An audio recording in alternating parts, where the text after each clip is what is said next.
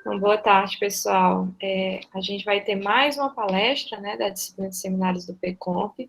Hoje a palestra é com o professor Regis, né? O professor Regis é da área de banco de dados, né? E também integra o nosso corpo lá do mestrado, né, do PComp.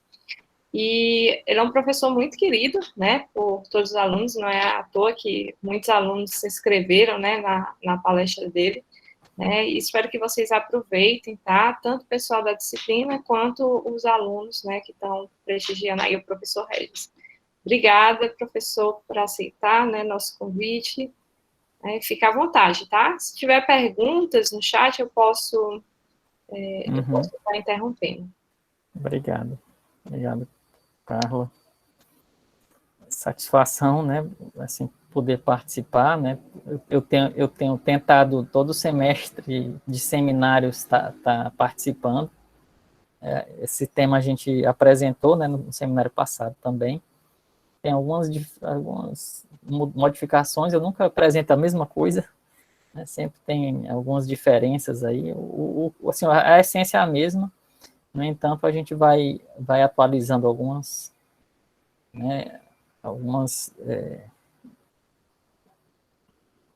conteúdos, tá? Primeiramente, boa tarde a todos, né? É bom estar aqui com vocês, conversando, né? A intenção é que a gente possa mostrar um pouco do que é ciência de dados, do que é Big Data, dos desafios que aqui estão. Como é uma palestra para o PComp, né, que é a pós-graduação em computação da UFC Campus Quixadá, a gente vai tentar falar um pouco também dos desafios de pesquisa que estão associados a esses temas, tá? Então, a intenção é a gente mostrar um pouco também da literatura, do que aqui vocês podem estar estudando, dos conteúdos que tem ali para serem estudados, daquelas referências que a gente considera assim mais, vamos dizer assim, mais práticas ou outras mais teóricas, mas que são referências muito boas. Então, por conta desse público, né, do pós-com, por estarmos numa palestra relacionada ao seminário, né, que é uma disciplina do mestrado, então a gente vai querer também dar um pouco dessa visão mais acadêmica, mas não só acadêmica, né, é algo que funciona tanto para a academia quanto para o mercado, tá? Então eu vou tentar, é um pouco complicado isso, né, mas eu vou tentar dar essa abrangência, tá? Então, o nosso assunto é esse, né, introdução à ciência de dados e Big Data. A professora Carla já me apresentou, mas eu ainda assim vou fazer alguns comentários. Vocês estão vendo muita logomarca aqui, né? Mas, basicamente, eu sou professor da UFC Campus Quixadá. Estou, né, desde 2013 sendo professor em Quixadá. Antes disso, eu já era professor, né? Eu dou aula desde 2005, 2004, né? Eu dou aulas, assim, atuo como professor, né? Tanto graduação.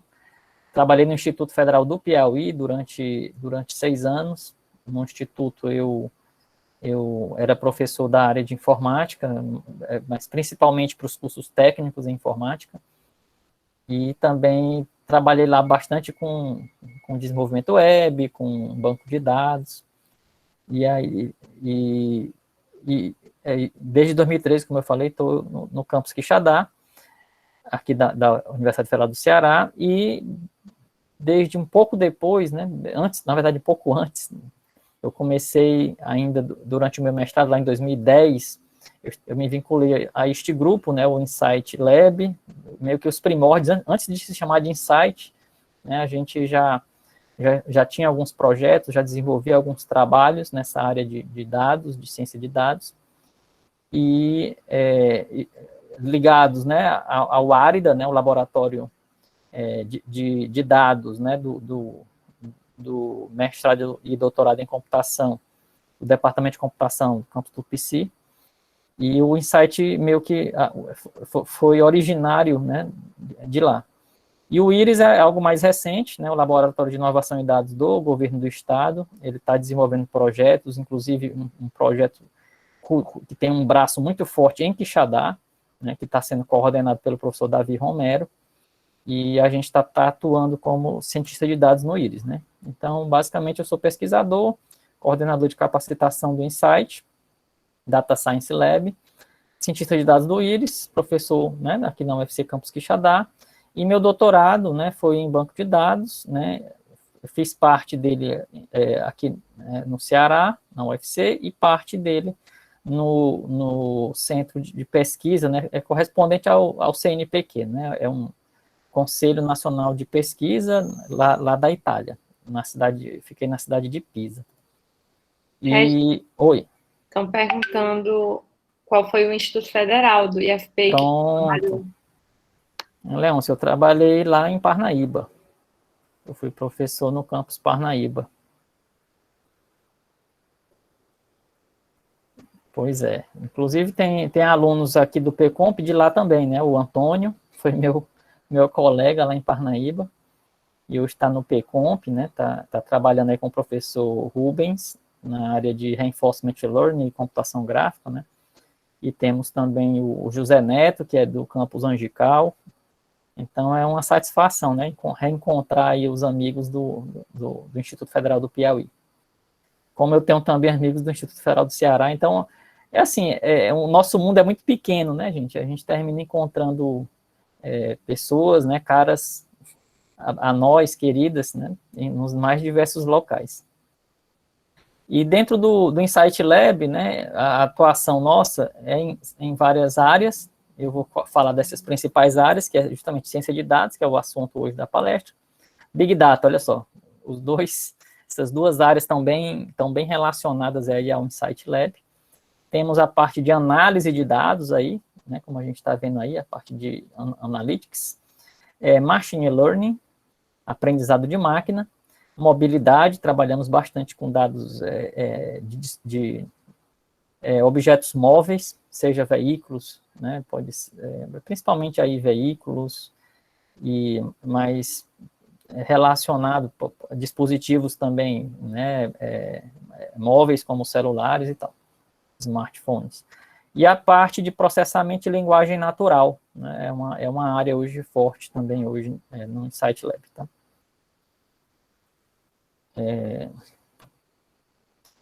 A gente tem trabalhado com capacitações, aqui vocês veem a professora Lívia, né, numa capacitação que a gente fez em 2019, né, a gente chamou de imersão em ciência de dados. Ela aconteceu praticamente há 2 anos atrás, né, no período de julho, foi no período de férias, a gente teve uma semana de imersão, era 40 horas, a gente trabalhando vários assuntos relacionados à ciência de dados. E aí, o que aconteceu, né? Daquela época para cá, a gente pegou esse conteúdo e, assim, eram 40, vocês estão vendo aqui o laboratório, né? Esse aqui é o laboratório LEC, né? Lá em Fortaleza, campus do PC. E esse laboratório aqui foi pequeno, né? Na verdade, a gente abriu as inscrições, e nos primeiros 2 dias, a gente já tinha lotado todas as inscrições, né? Não tinha mais um monte de gente na fila para querer participar, e a gente não tinha perspectiva de quando é que a gente ia ofertar o curso novamente.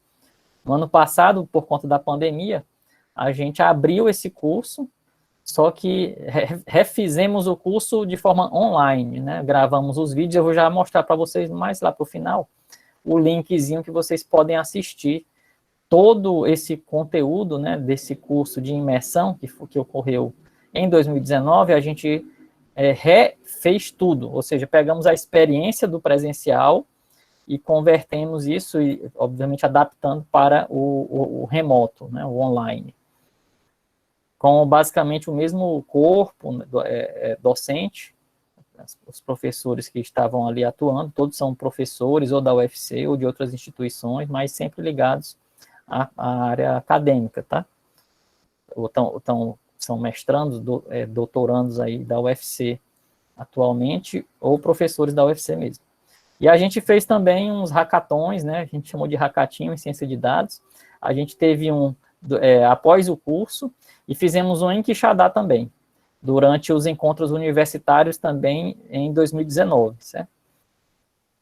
É só mostrando assim um pouco da atuação do Insight, né, dentro de projetos de pesquisa e desenvolvimento, e também nessa parte aí de capacitação, que é onde eu também tenho atuado, inclusive nesses grupos aí, né, de estudo. E em tempo de coronavírus, né, a gente tem feito uns encontros, agora remotos, que envolvem normalmente bastante gente, que trabalha nos diversos projetos, né? E para iniciar, assim, já adentrando a área mesmo, a gente fica meio sem saber exatamente, né, quando a gente fala em ciência de dados, em aprendizado de máquina, a gente fica confuso, né, onde é que está a delimitação de cada área dessa, né, onde é que cada área dessa especificamente atua e qual a diferença de atuação ou de abrangência de uma área, né, de ciência de dados ou de mineração de dados, aprendizado de máquina, inteligência artificial, deep learning, big data. Então, esses assuntos de hoje a gente meio que tenta resumir nessa figura, que não foi eu que criei. A gente encontra várias figuras parecidas hoje na internet, quando a gente procura entender esses temas.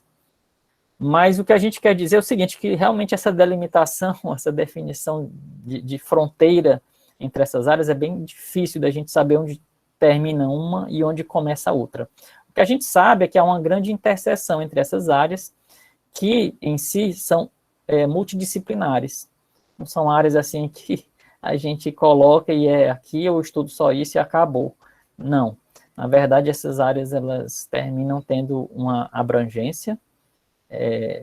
A gente percebe, né, tão bem juntas aqui ciência de dados e mineração de dados, e fazendo interseção com elas, né, Big Data, porque muitas vezes os dados com os quais a gente lida, eles estão em volume muito grande, ou grande, né, a gente vai falar direitinho sobre Big Data e os conceitos que estão ali relacionados a Big Data, a gente vai entender isso melhor, e a gente vê nesse outro círculo maior aqui a inteligência artificial, que na verdade abrange diversas técnicas, e um subconjunto da inteligência artificial seria a área de aprendizado de máquina. A gente percebe o aprendizado de máquina como um subconjunto, e um subconjunto do aprendizado de máquina, o aprendizado profundo.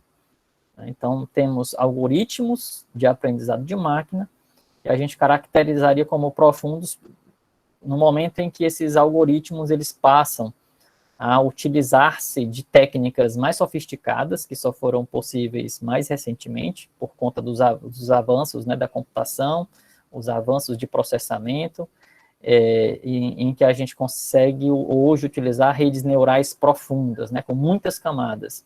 Então, o Deep Learning é um resultado disso, tá? E um subconjunto, né, do aprendizado de máquina.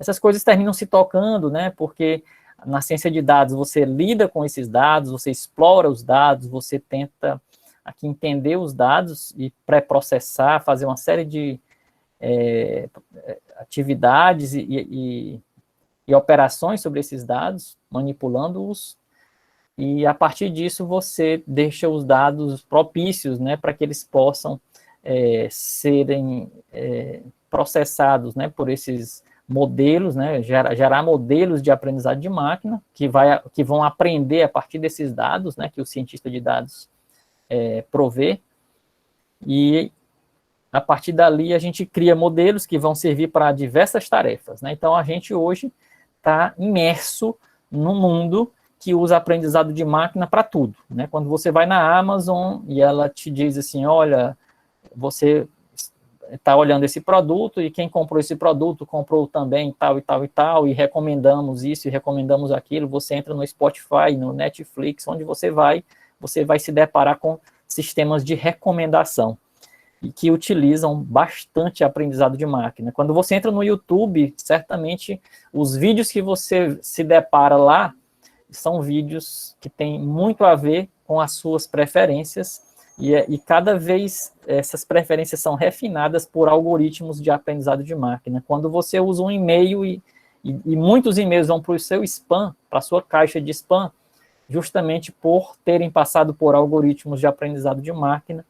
E se eu fosse continuar falando aqui, a gente passaria, né, a palestra todinha e a gente iria ver que a gente está usando esses algoritmos a todo instante.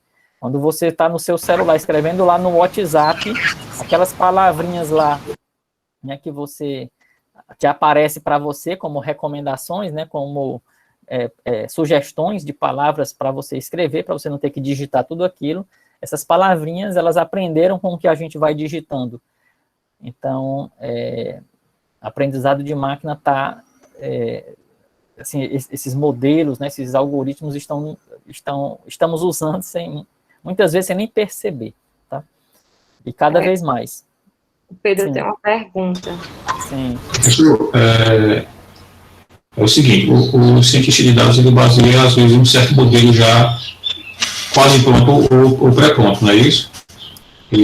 Na verdade, o cientista de dados ele vai preparar os dados, né, que vão ser apresentados para o modelo. Tá? Mas quando não se tem um modelo, mas se pretende trabalhar em um determinado assunto, como é que se deve proceder? Você não tem modelo, não tem nada. Uhum. Pronto, eu vou falar nisso ao longo do tempo aqui, tá bom, Pedro? Tudo bem. Eu vou falar dos passos, né? Quais são as etapas pelas quais a gente vai trabalhar, desde ter os dados, né, até o finalzinho, né? Certo. Tá bom? Beleza, eu vou assim, é importante, é realmente interessante a pergunta, né? Para a gente meio que se situar, né? Em que momento essas coisas se interrelacionam, né? Onde é que começa onde é que termina? Eu acho que você falou no sentido de que muitas vezes o cientista de dados ele não escreve esses algoritmos, né?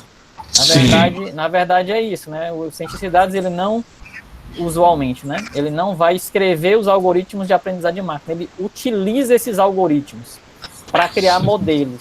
Esses modelos que devem ser robustos para diversas tarefas, seja de recomendação, ranqueamento. Quando você coloca as palavras-chave ali no Google, quando você escreve qualquer coisa ali no Google, na verdade, teve algoritmos de aprendizagem de máquina, né, que aprenderam com esses dados e vão facilmente ranquear aqueles dados, através desse tipo de algoritmo também, né, que está ali por trás técnicas de information retrieval, né, de recuperação de informação, mas que lá por trás utilizam modelos, vamos dizer assim, inteligentes, tá? Então, olha só, essa figurinha, ela aparece na literatura de várias formas diferentes, né? Aqui a gente tem, né, de um livro, né, Data Science for C Suite, que é uma suíte de C, e a gente termina vendo a interseção, na verdade, um pouco diferente da figura passada, mas que mostra que a ciência de dados no centro, meio que fazendo interseção com expertise no domínio, matemática, ciência da computação, aprendizado de máquina, pesquisa estatística e processamento de dados. A gente vai ver sempre isto, né? Aquela questão da inteligência artificial, e a gente mostra aqui o clássico livro do Russell e Norvig, é uma área, né, que essa figura, logo no início do livro, ela mostra algumas definições, certo, de inteligência artificial, e ele coloca aqui 4 quadrantes que estão bem relacionados à inteligência artificial. E aí, um seria pensar humanamente, né, a questão do pensar como um ser humano pensaria, mas não só como um ser humano, porque o ser humano, quando ele pensa, às vezes vem aí a questão das emoções, né, tem uma série de questões aí no nosso pensamento, mas pensar racionalmente também, então, um pensamento racional, um pensamento, vamos dizer assim, humano, mas também a ação humana ou a ação racional. O que se busca de algum modo, o artificial, né, a máquina, conseguir, de algum modo, atuar, né, agir dessa forma, né, racionalmente, a gente vê aqui a questão da racionalidade, e humanamente, ou seja, como um ser humano, tanto pensar como agir de forma humana e de forma racional. Então, essas 4 categorias, né, que são aí colocadas, são a busca da inteligência artificial dentro da sua essência. E a inteligência artificial, a gente vai perceber que tem várias técnicas E dentre essas técnicas, as de aprendizado de máquina, certo? Então, aqui, nesse livro aí do Russell, né, ele divide o livro eu vou estar sempre falando em livros hoje, como a gente falou, a minha intenção também é mostrar um pouco da literatura, incentivar vocês a irem atrás dessas fontes, para que a partir daí a gente possa aprofundar mais nesses temas, tá? Não adianta só a gente ficar assistindo vídeos, né, sem que a gente consiga perceber quais são, na literatura, né, aquelas obras de referência, aquelas obras clássicas. Esse aqui é um livro clássico, né, um livro bem volumoso, mas que ele tem conceitos, tem uma teoria maravilhosa por trás, tá? Esses caras aí, eles não brincam com o que eles estão fazendo. Eles vão realmente nos dar as melhores conceituações possíveis de cada termozinho que a gente precisa entender.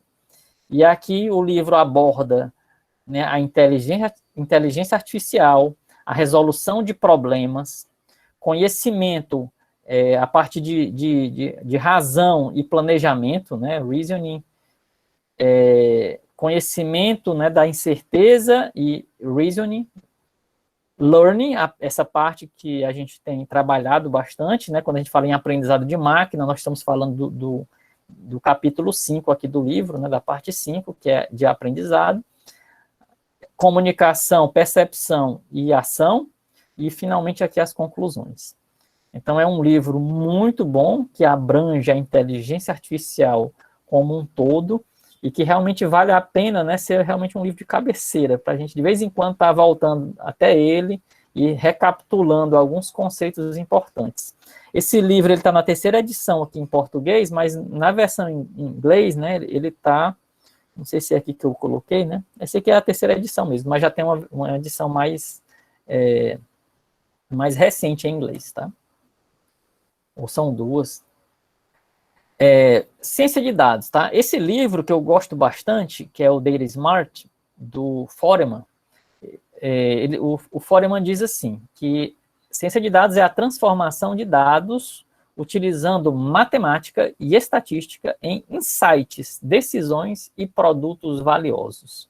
Então, o Foreman, ele dá uma visão bem pragmática da ciência de dados, em que envolve, como a gente estava falando, outras áreas. E ela é utilizada nas organizações para ajudar a melhorar seu funcionamento e também criar valor. A gente sempre vai pensar nessa criação de valor, né? Vamos explorar os dados, não só por explorar, mas a gente tem a intenção de descobrir algumas coisas que realmente sejam úteis, né? Sejam úteis na saúde, quando a gente fala em Covid, né? Fala em pandemia. Então, a gente vai olhar aqueles dados, não é simplesmente por olhar os dados, não é simplesmente para dizer que a coisa está ruim, não.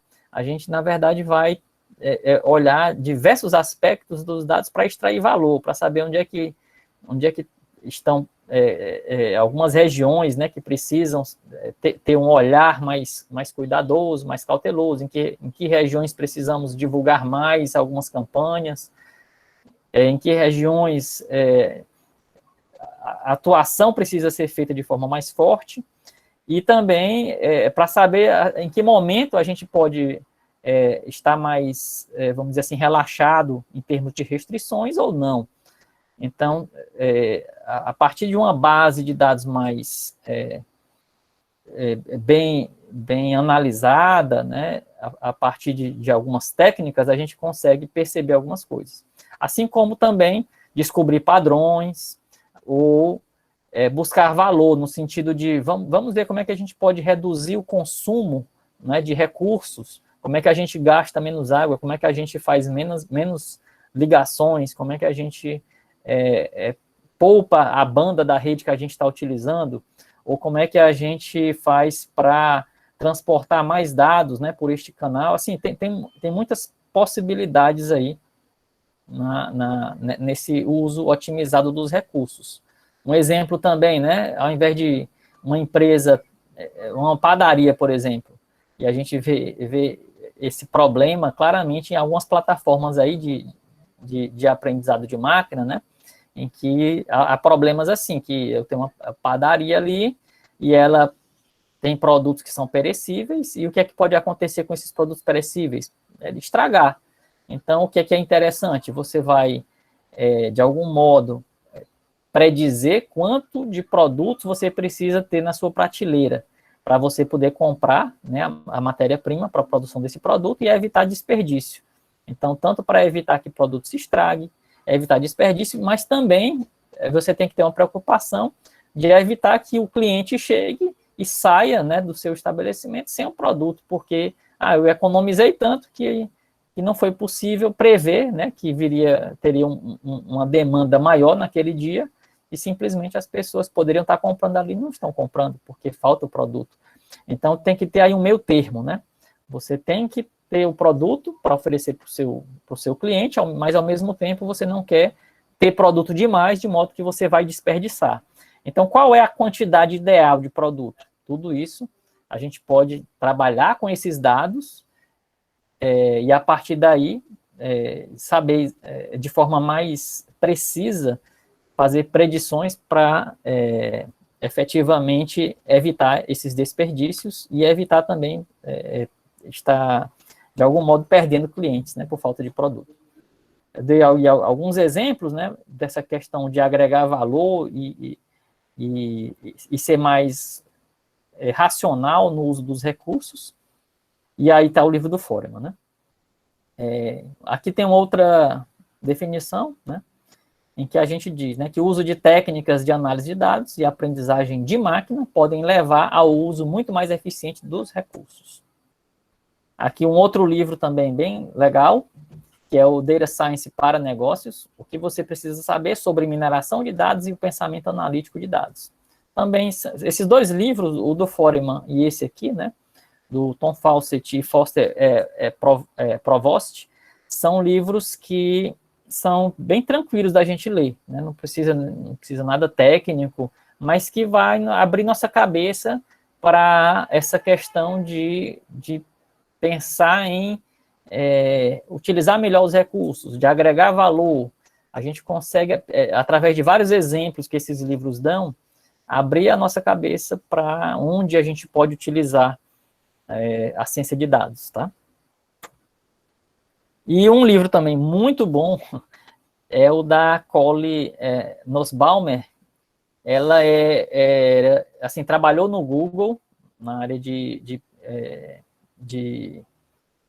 People Analytics, né, análise sobre pessoas, principalmente a parte de gestão de pessoas, lá do Google, e ela hoje, né, agregou muita experiência daquela época, né, em que ela trabalhou lá, inclusive até hoje ela faz palestras, né, para o Google, para o pessoal do Google, e ela escreveu este livro, né, Storytelling com Dados, um guia sobre visualização de dados para profissionais de negócio. Esse livro é bem legal, muito bom mesmo, porque ele mostra exemplos práticos, né, do que é erro, né, às vezes você quer comunicar, né, a informação sobre os dados e você muitas vezes não sabe de que forma mostrar isso, né, para as pessoas.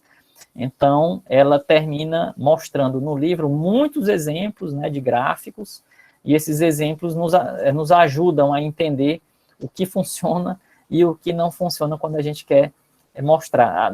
Na versão em inglês, né, desse livro já tem uma versão, essa aí já é a segunda edição, né, em português, mas tem uma versão nova, na verdade é um outro livro, um outro volume, que é Storytelling com Dados, mas com práticas. Então, aí nesse aqui que vocês estão vendo, né, já tem vários exemplos práticos, no entanto, o outro é mais assim uma coisa, assim, vamos dizer assim, tipo exercícios, né? Ela vai lá, mostra o problema e vai mostrando como é que você mostraria aquilo. É uma abordagem mais prática ainda do que esse aqui, que eu estou mostrando na capa. Tá?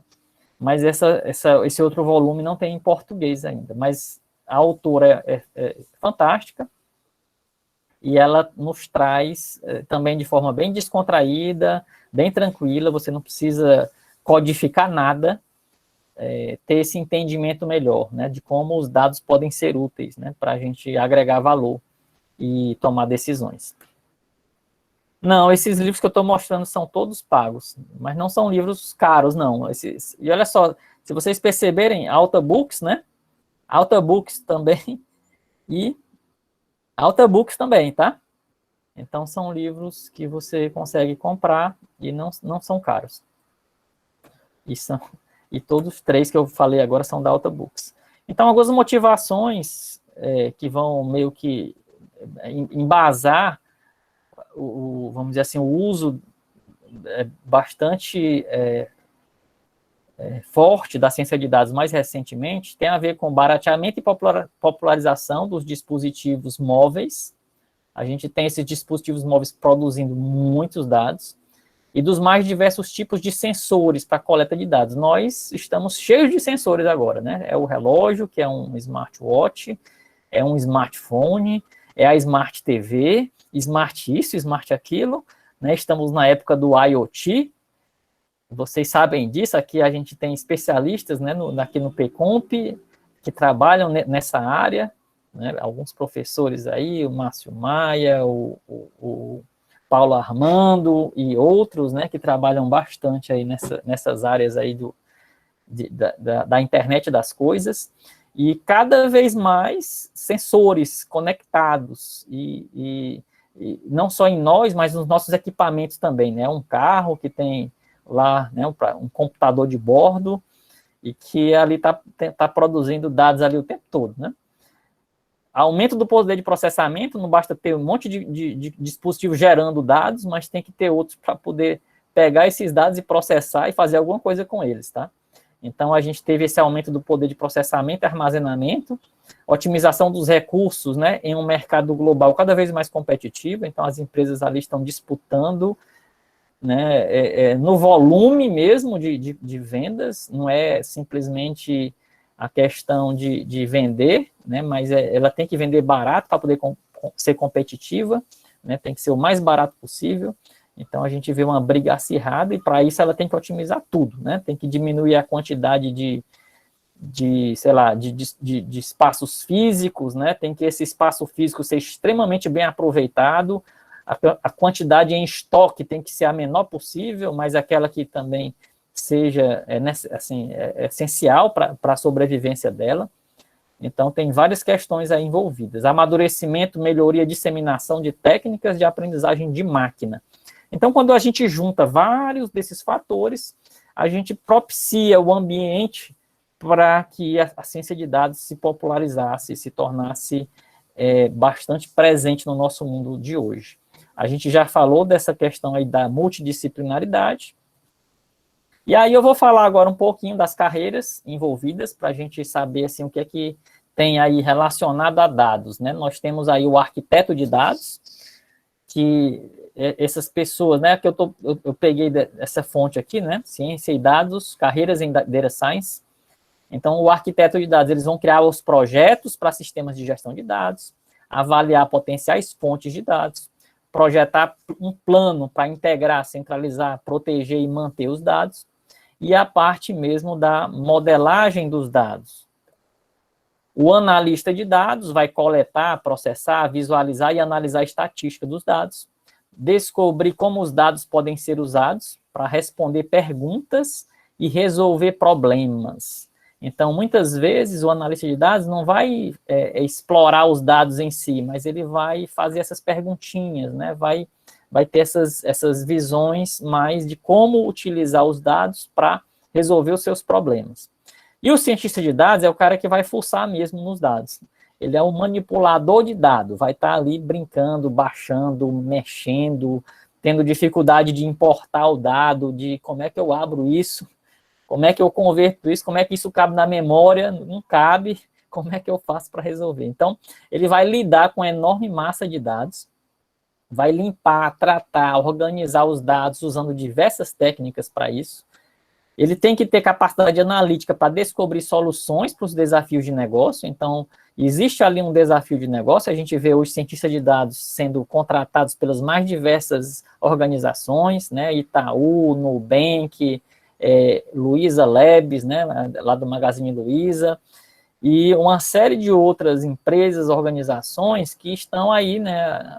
Eu falei das brasileiras, mas as internacionais aí, a Amazon, né?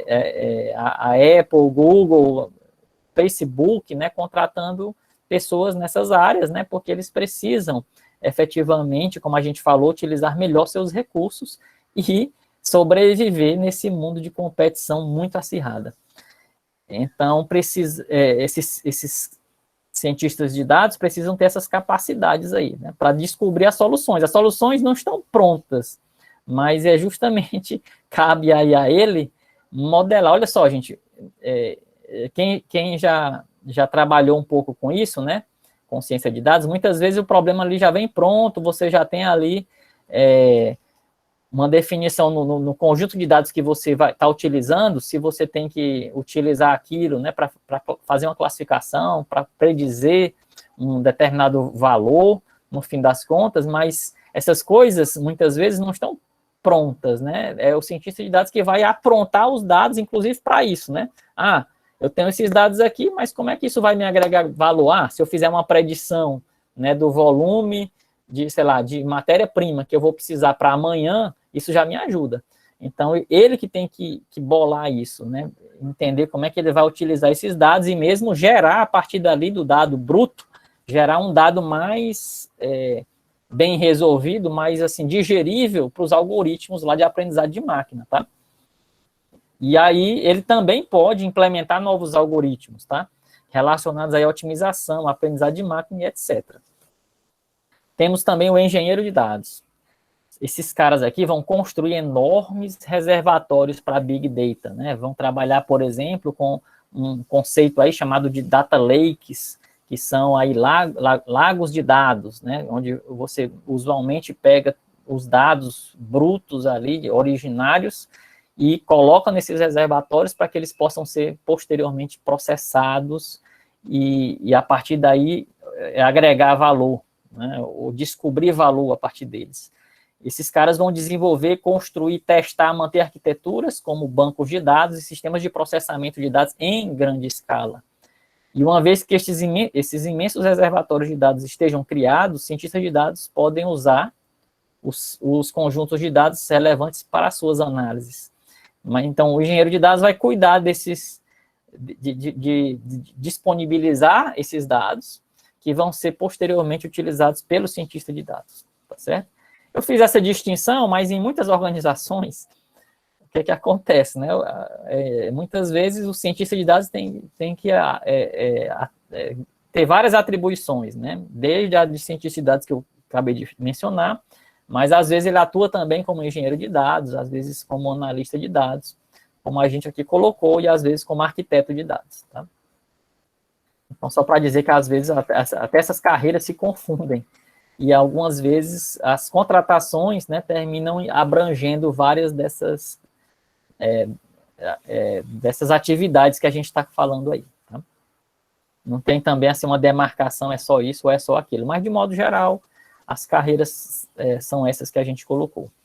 Outra distinção que talvez seja importante a gente falar, porque o pessoal fala em analista de BI, né? Isso é um termo que até um tempo desse era altamente bem mencionado bastante, né?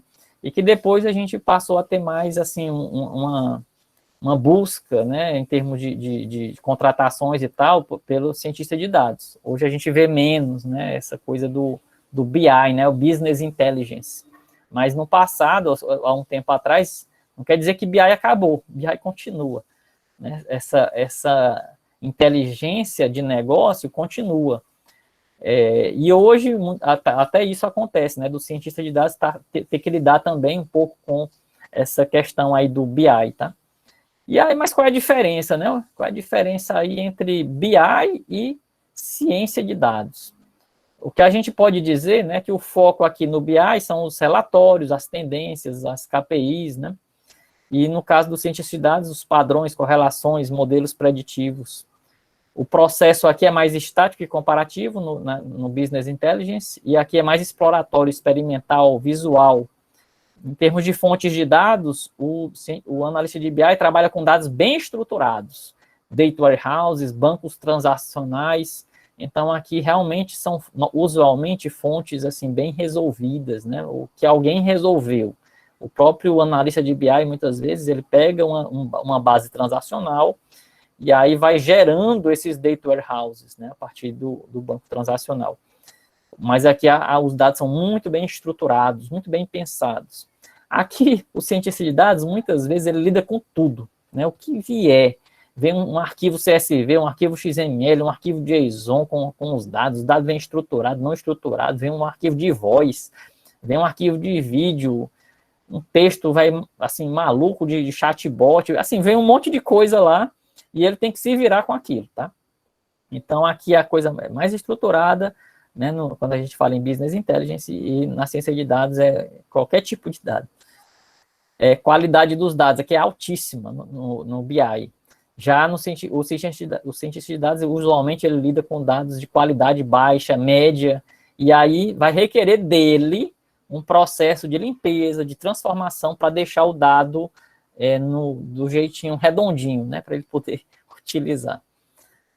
E o modelo de dados aqui, o esquema é muito bem definido já na fonte, no caso do BI, e no cientista de dados, o esquema de dados é definido no momento da consulta. Na transformação do dado, praticamente pouco ou nenhuma, né, os dados já estão organizados no BI, e na ciência de dados, a transformação é sob demanda, de acordo com a necessidade. E aqui há uma necessidade, né, no BI de uma análise descritiva e retrospectiva, você olha para trás, dados históricos, e aqui você tem uma visão no cientista de dados, você também vai usar dados históricos, no entanto, a sua busca é mais por uma predição, você olha para o futuro, você quer criar um modelo que vai prever daqui a uma semana qual vai ser o consumo, né, de matéria-prima, o quanto vai ter de vendas. Então, você está olhando para o futuro, ou seja, você vai criar modelos que vão, de algum modo, prever ou classificar, né, dados que estão por vir.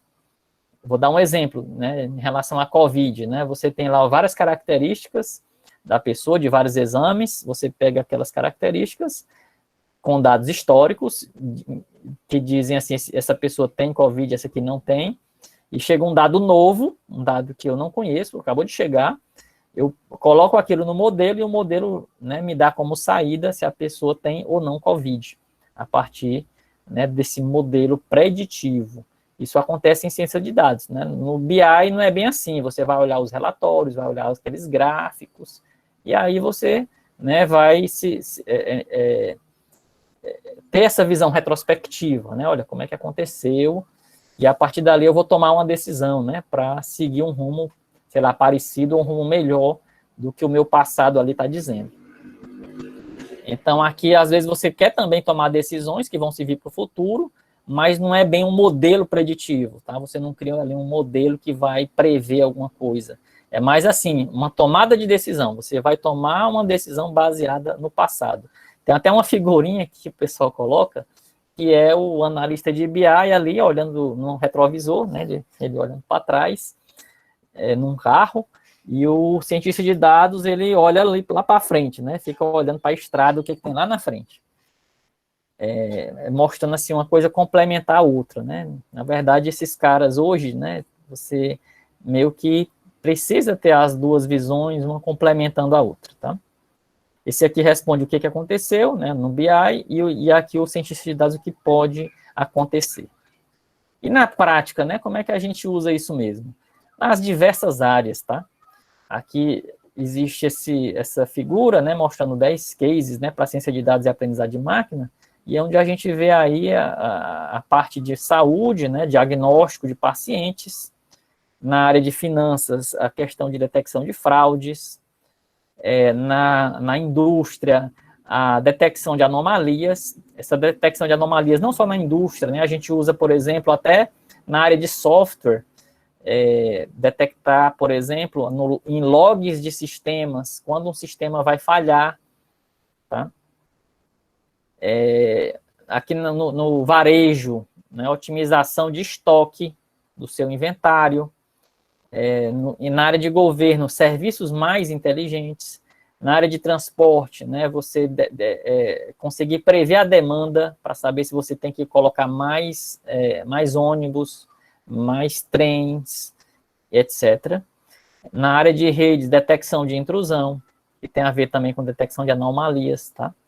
Na área de comércio eletrônico, sistemas de recomendação, como a gente já falou hoje mesmo, né, sobre Spotify, Netflix, YouTube, que tem esses sistemas de recomendação que estão cada vez mais sofisticados, mas você vê isso aqui também lá no Google Notícias, no Google News, né, quando ele vai te entregar notícias que são personalizadas para o seu usuário, e essas notícias cada vez aprendem, né, com o seu perfil, com aquele tipo de fonte que você gosta de ler, para ele te entregar novos conteúdos cada vez mais atraentes, né, para aquela pessoa. Na verdade, cada rede dessa social, ela usa esses algoritmos para nos prender cada vez mais nela, né? Quase que uma rede, quase uma teia de aranha ali mesmo, né? Para nos grudar com conteúdos que são cada vez mais assertivos, né? Quanto à nossa vontade de consumi-los.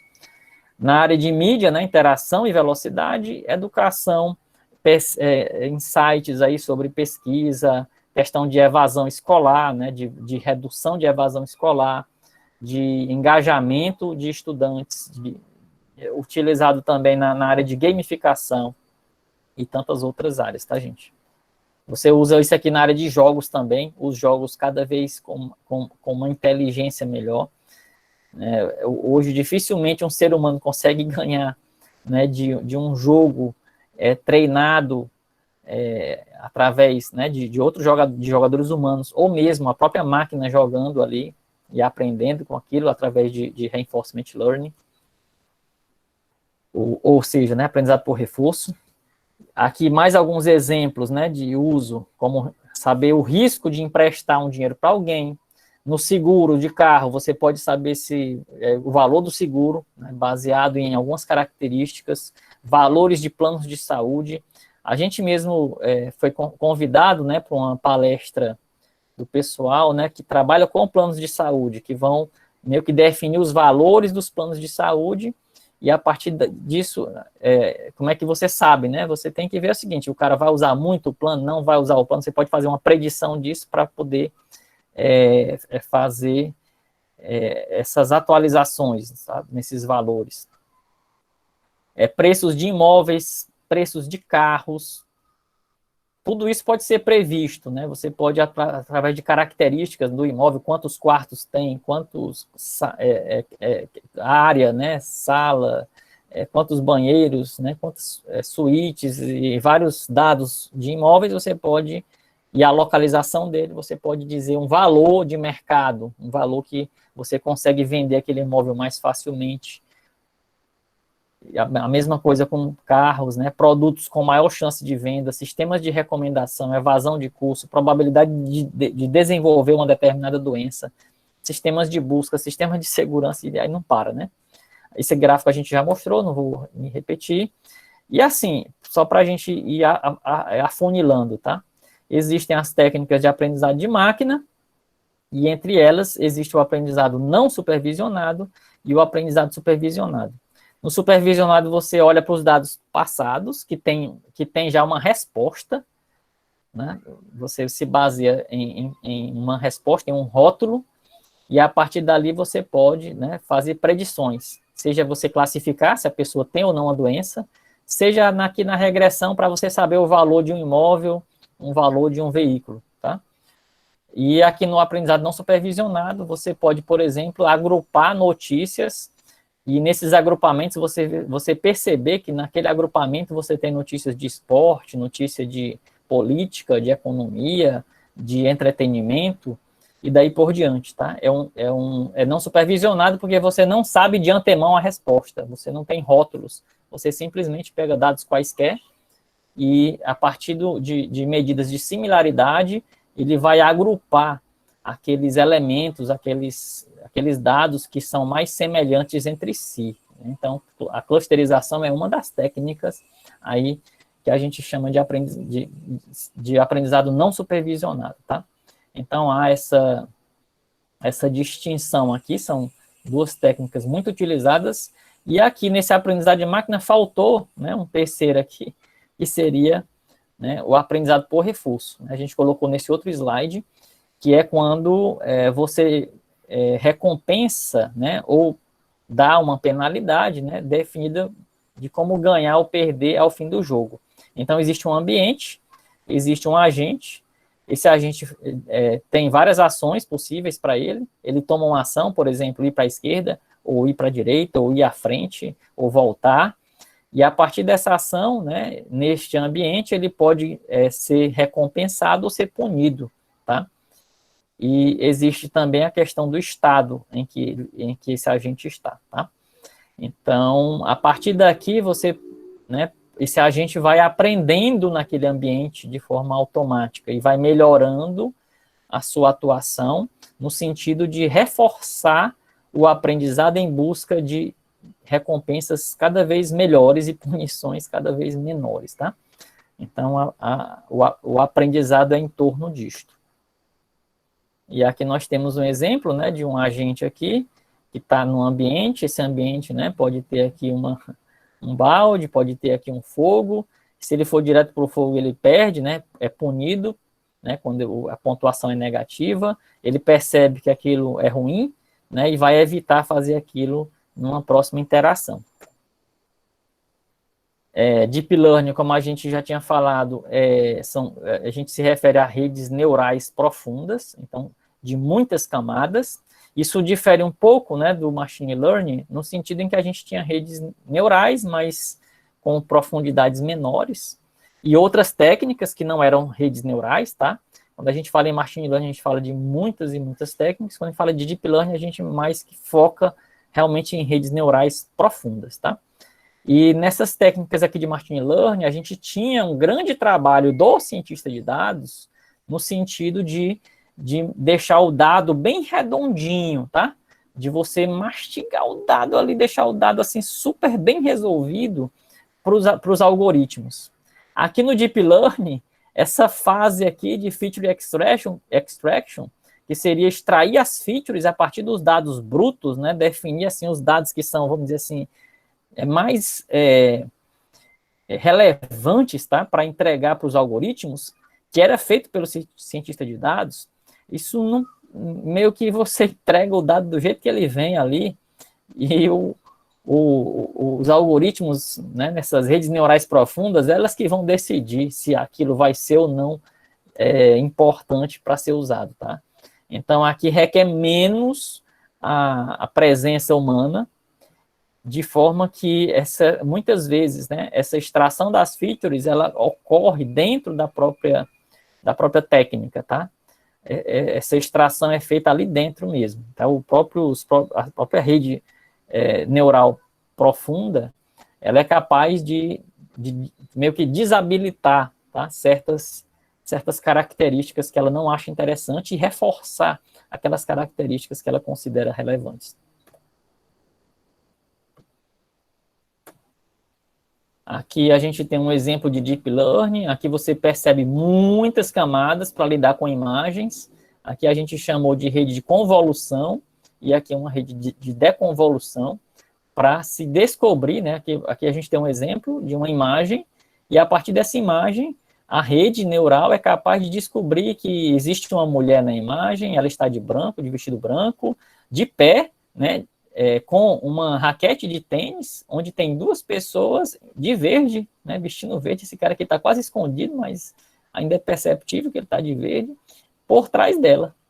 Então, isso aqui, gente, foi gerado automaticamente, né, a partir de uma rede neural dessa profunda. Isto é impressionante.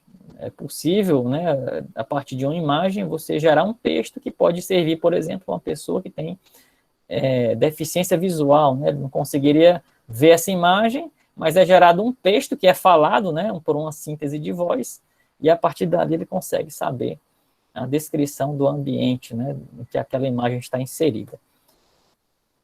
E isso é mais um exemplo, né? Agora eu vou responder finalmente, eu vou responder aquela pergunta do Pedro, né? Quais são os passos, né, que a gente vai ter em ciência de dados. Você vai, primeiramente, aqui obter os dados, vai forçar, vai descobrir onde é que tem o dado.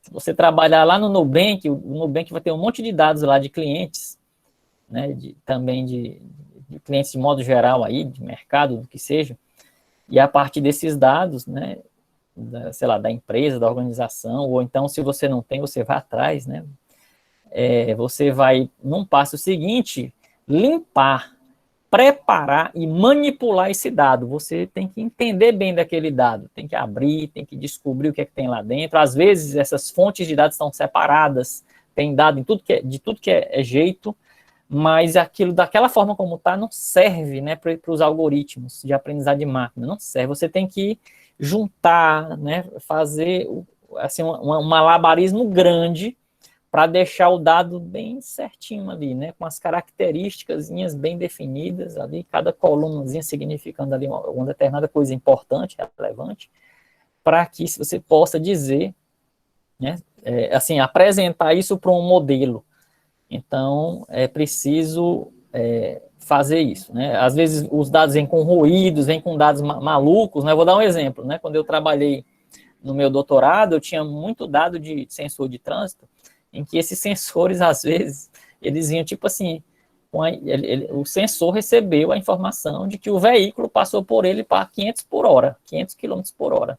E aí, o que eu fazia? Jogava fora. Bem, aqui foi um erro do sensor, né?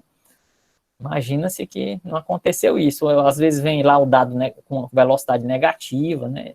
O que aconteceu? Então, o carro passou dando ré, ou então passou ali na contramão, né? Então, tem algumas coisas ali que a gente tem que jogar fora, porque se você entregar, né, para um modelo de aprendizado de máquina um dado maluco, ele vai aprender coisas malucas também e vai cuspir, né, vai jogar de output um negócio ruim, né? Então, garbage in, garbage out, né? Se entrar lixo, ele vai sair lixo.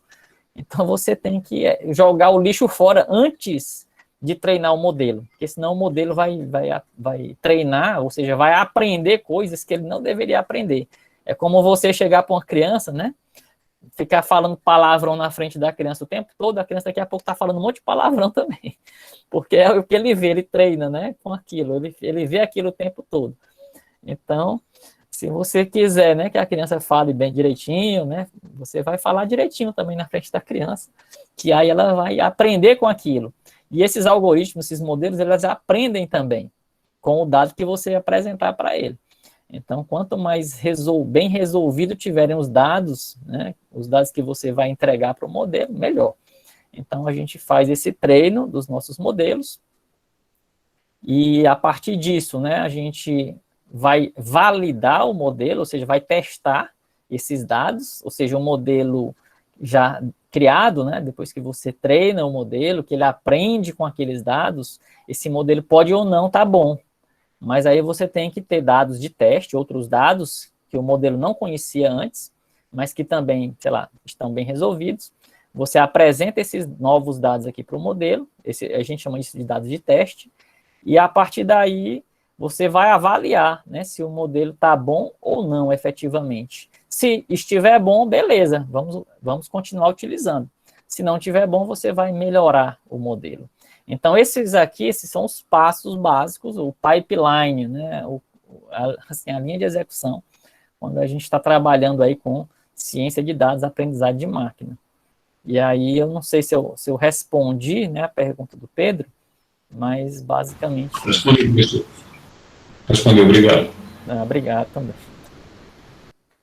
E aí, gente, eu queria apresentar para vocês agora, né, um projeto que a gente começou no campus de Quixadá. Na verdade, esse projeto começou com o professor Fábio Dias.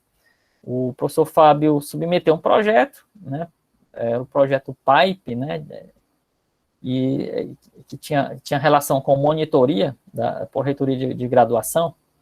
E esse projeto foi aprovado e a gente começou um grupo, né, inicialmente com poucas pessoas, eram alguns professores e alunos também, e era presencial, toda semana a gente ia se reunindo, né, e aí terminou que, depois de um tempo, a gente foi pensando em colocar esses conteúdos na internet. A gente, então, depois de um tempo, criou um canal no Telegram, um grupo no Telegram, através desse CDP, é Ciência de Dados Prática, tá? Você chama aqui Ciência de Dados Prática, CDP Telegram, CDP GitHub, CDP Vídeos, CDP Face, lá no grupo do Facebook. Então, são vários grupinhos que a gente foi, grupos ou repositórios, né, o canal do YouTube, em que a gente foi trabalhando, e tudo isso, gente, assim, embora começou naquele projeto, mas outros projetos foram surgindo, a gente já tem vinculado isso a outras monitorias, mas a gente não deixa de produzir conteúdo. Toda semana tem conteúdo aqui no YouTube, tá? Hoje, a gente está fazendo isso aqui relacionado, né, à monitoria em banco de dados, né, relacionado a banco de dados no campus Quixadá. Eu meio que fico revezando com a professora Lívia, tem um ano que ela coordena o projeto, outro ano eu coordeno, e a gente vai selecionando lá os monitores, e hoje, principalmente por conta da pandemia, eles estão produzindo conteúdos que vão para esses vídeos. Hoje mesmo eu tive reunião com os monitores, com a professora Lívia, né, professor Adriano também tem participado. O que é importante é a gente envolver a comunidade, tá? Seja a comunidade aí das pessoas que lidam com aquele tema, né, seja banco de dados, seja ciência de dados, seja aprendizagem de máquina, e a comunidade docente e discente, né, os alunos também aí envolvidos. Então, e essa questão do conteúdo ser produzido, a gente está produzindo toda semana, tanto aqui no GitHub, a gente produz um material escrito aqui, que basicamente está vinculado ao vídeo. Toda semana sai vídeo e sai o material escrito, certo? Que basicamente um complementa o outro, né? O que está falado no vídeo está também representado aqui de forma escrita. E esse projeto continua aí até a data de hoje. Lá nesse canal do YouTube tem um curso de ciência de dados, uns workshops, tem um curso que foi filmado pelo professor Davi Sena, né, foi bem informal mesmo essa filmagem, no campus de Quixadá, foi num desses encontros universitários que teve, e aí eu ministrei o mini curso lá, ao vivo, que o professor Davi Sena gravou, e aí a gente disponibilizou aqui no canal. Teve um outro que foi na semana 0, né, do departamento de computação, campo do PC, também foi outro workshop, esse aí ficou mais bem gravado, foi eu que gravei no meu computador mesmo, está lá também disponível. Assim, tem muito material, e é um ponto, assim, interessante para quem está começando, para quem está querendo entender o que fazer. E ao longo desse tempo, como a gente tem muitos problemas resolvidos aqui, muitos problemas de ciência de dados, problema de preço de carro, de preço de casa, problema de, assim, tudo resolvido, de ponta a ponta, né? A gente vai desde a seleção do conjunto de dados até o final lá de como apresentar esse dado, como apresentar esse resultado. Tem um monte de problema resolvido desde 2017. Todo ano a gente está produzindo materiais aí. E eu queria mostrar também aqui do Insight Lab, né, nas suas diversas redes sociais. Tem o grupo também lá, tem um canal do Telegram, do Insight, tem Instagram, Facebook e tal e tal. E aqui no YouTube tem um canal em que a gente está também produzindo materiais, tem um grupo de estudos em aprendizagem de máquina, que era basicamente aqui o Ciência de Dados Prática, que a gente meio que bifurcou e está produzindo material tanto hoje no próprio Ciência de Dados Prática, quanto também aqui no grupo de estudos em aprendizagem de máquina, que está dentro do Insight Lab. Por que a gente meio que está usando também no Insight? Porque o Insight tem vários bolsistas, e os bolsistas têm produzido material, tá? Que servem aqui no YouTube. Aqui, aquele curso que eu tinha falado lá no início, né, de ciência de dados, de imersão em ciência de dados, que foi presencial, que tinha 40 pessoas e que não deu, né? No segundo dia já tinha lotado e que ficou uma fila gigante de pessoas querendo participar. No ano passado, a gente criou, né, produziu esse curso de imersão todo online. Então, são mais de 50 aulas, mas aulas curtinhas, olha, 8 minutos, 18, 8, basicamente, assim, a gente tentou fechar em 10 minutos, tá? Sobre estatística, sobre ciência de dados, sobre Python básico.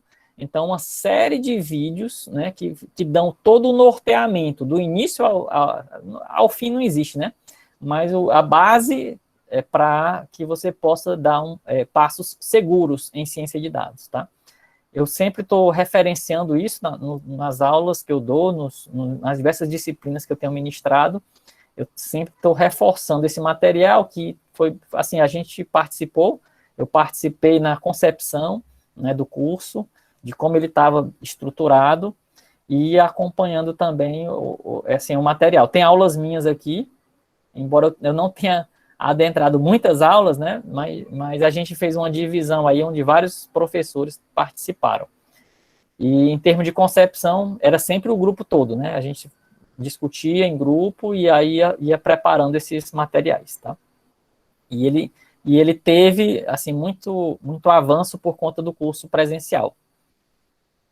Ferramentas de trabalho, né, nesses materiais que a gente tem produzido, a gente usa, assim, principalmente para quem está iniciando, uma ferramenta mais intuitiva, mais visual, que não precisa programar de jeito nenhum, que é o Orange. É uma ferramenta bem tranquila, tem vários, como a gente falou, a gente produziu já muitos vídeos sobre o Orange, sobre como resolver problemas com ele. Você monta o pipeline todo gráfico, todo visualmente, e resolve problemas, tá? Usando ciências de dados, aprendizado de máquina, sem programar, de jeito nenhum. Então, você faz aqui problemas de classificação de imagens, como vocês estão vendo aí, usando árvore de decisão. A gente faz problemas aqui, por exemplo, nuvens de palavras para trabalhar com processamento de linguagem natural. Então, dá para fazer muita coisa legal com o Orange de forma muito simples, de forma muito tranquila. É uma ferramenta bem legal, em que a gente tem bastante material produzido sobre ele. Aqui é classificação, né, de animais, na verdade é clusterização, né, é feita uma clusterização hierárquica aqui, né, aqui já é um agrupamento, né, ele pegou várias figuras de animais e agrupou, aqui a gente tem um grupinho de figuras de boi, de vaca e tal. O Orange Leôncio é free, ó.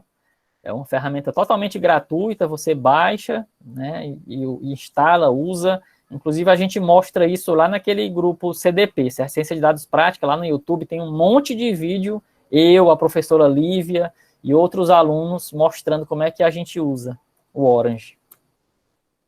Então, uma outra ferramenta de trabalho que a gente usa, né, que o Leôncio, inclusive, é um dos alunos aí, né, é o Jupyter Notebook, né, com a linguagem Python, a ferramentazinha Pandas, né, que é de ciência de dados. O cientista de dados usa bastante o Pandas.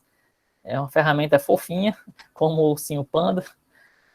Usamos o Matplotlib, a biblioteca gráfica. Aqui os algoritmos fantásticos aí de machine learning, implementados aqui no scikit-learn. E o Anaconda seria a base do Python e dessas bibliotecas todas, tá? Então, são ferramentas bastante robustas que a gente usa aí no nosso ecossistema de ciência de dados bastante, tá? A gente poderia dizer que hoje a ciência de dados você usa, né, quem está trabalhando efetivamente com isso, usa bastante ou a linguagem R, principalmente o pessoal da estatística, ou o ecossistema do Python aí, para quem é da área de computação, né, de sistemas de informação e outras áreas, certo? Aqui, o Google Colab, a ferramenta do Google, tá?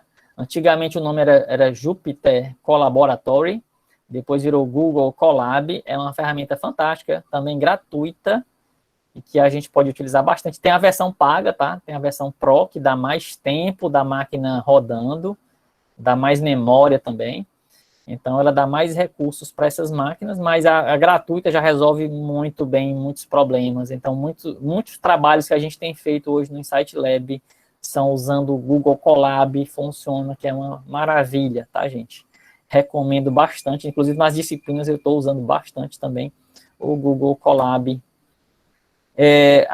Eu quero divulgar também o Kaggle, que tem muitas competições, muitas vezes essas competições têm muitas equipes, hoje essa plataforma é do Google. Isso aqui é um problema de uma empresa brasileira, a Porto Seguros, uma das maiores seguradoras do Brasil, né? Acho que é a maior empresa de seguros aqui do Brasil, das mais bem-sucedidas também. E a Porto Seguros, 2 anos atrás, né, um tempo atrás, abriu uma competição na plataforma Kaggle, essa plataforma aqui que eu falei, né, que é do Google atualmente, de $25 mil, era o valor do prêmio, né, para quem resolvesse esse problema aqui. Então, tinha aqui a descrição do problema, os dados, né, os dados aqui, ó, aqui alguns documentos aí, junto com o notebook e tal, discussões, e aqui o quadro vamos dizer assim, o ranking, né, dos resultados, e as regrinhas e tal. Então, essa plataforma é maravilhosa. Os problemas aqui não são fáceis, são bem difíceis, na verdade. Às vezes as pessoas passam aqui 3 meses para resolver um problema e ficam disputando ali quem consegue um resultado melhor. Mas é bem legal, assim. Muitas pessoas conseguem fazer seus currículos de cientista de dados, conseguem vagas em grandes empresas, inclusive, baseado nos resultados dele aqui na plataforma Kaggle, tá? É uma plataforma fabulosa para quem quer aprender e se desenvolver nesta área. Inclusive aqui o Giba, eu estou mostrando, esse cara era engenheiro da Petrobras, ele largou a Petrobras, hoje ele está trabalhando na NVIDIA, por conta do Kaggle. Ele foi o primeiro do ranking, hoje ele está em 8º do ranking mundial da plataforma Kaggle, assim como no xadrez tem os grandes mestres do xadrez, na plataforma Kaggle também tem os grandes mestres, tá? Então, ele tem o grande mestre nas competições, tem grande mestre dos dados, né? Tem uns datasets que são colocados na plataforma, e existem os mestres dos notebooks, e existem os mestres nas discussões, aqueles caras que são muito bons, né, para comentar, para dar contribuições a nível de discussão. Então, você não precisa só participar de competição, não. Você pode ser grande mestre em diversas áreas diferentes do Kaggle. Isso é bem legal, é a maior comunidade de machine learning, de aprendizado de máquina do mundo, tá? Então, é possível aprender bastante e mesmo você guiar sua carreira, né? Mesmo internacional, a partir da plataforma Kaggle. Resumindo, até agora, né? A gente falou bastante aí sobre ciência de dados, sobre machine learning, sobre redes neurais profundas, sobre inteligência artificial. E essas coisas, elas se interrelacionam com um volume de dados muito grande, tá? Então, assim, para a gente encaminhando, né, se encaminhando aí para os nossos finalmente, eu gostaria de falar um pouco sobre Big Data. O que é, né? Essa nova maneira de explorar o imenso volume de dados que circula dentro e fora das empresas. Temos dados demais. E aí, gente, principalmente quando a gente fala Big Data, a gente se refere a 3 Vs. Esses eram os Vs, vamos dizer assim, mais comuns. Hoje existem outros Vs a considerar, mas meio que, assim, a literatura terminou colocando essa letra como importante aí, né? Quando a gente fala de Big Data. Então, nós temos aqui o volume de dados. Às vezes a gente pensa que Big Data é só Big no sentido de volume de dados, mas não é só isso. A gente passa, né, a ter conceitos aí como terabytes, zettabytes, exobytes, assim, tem um monte de alguma coisa bytes, assim, com os nomes bem estrambólicos. E temos não só volume, mas variedade. Você tem variedade de dados. Antigamente, a gente pensava em dados, a gente só pensava em dados estruturados. Esse aqui é um inteiro, isso aqui é um string, isso aqui é uma data. Gente, hoje não é mais assim. Você fala em dado de texto que o cara escreveu no chatbot, uma voz gravada lá no WhatsApp, um vídeo que o cara gravou. Vocês mesmos já devem ter se cadastrado em plataformas aí em que você tem que bater sua selfie. Você bota a sua selfie, você vira o rosto para um lado, vira o rosto para o outro. Então, os dados que vão ser abordados ali é uma imagem qualquer do cara, certo? É um vídeo, de tudo, tá? Som. Então, os dados podem ser estruturados e podem ser, muitas vezes, não estruturados, tá? E também a velocidade. Você tem desde dados batch, dados históricos que você já tinha, né? Que você vai reprocessar e tal. Mas também tem dados que estão vindo o tempo todo, dados de streaming, né? Imagina lá o YouTube que está recebendo um vídeo e naquele vídeo já tem que fazer alguma coisa. Aqui mesmo no Google Meet tem um recurso de transcrição de texto. Eu posso estar falando aqui e está sendo transcrita a minha legenda do que eu estou falando naquele mesmo momento, gente. É incrível isso, né? Então, são dados das mais diversas formas que estão aparecendo. A gente agora, nesse momento, está produzindo muitos dados, tá? Então, Big Data está cada vez mais presente nas nossas vidas, e a dificuldade é como é que a gente lida com isso, né? O que é que a gente pode fazer com tantos dados assim? Aí, novamente, né? Já falei aí, velocidade, volume e variedade. A gente tem esse volume crescente, tem muitos dispositivos aí aparecendo, e a gente pode agregar outros Vs, né? Que são importantíssimos também.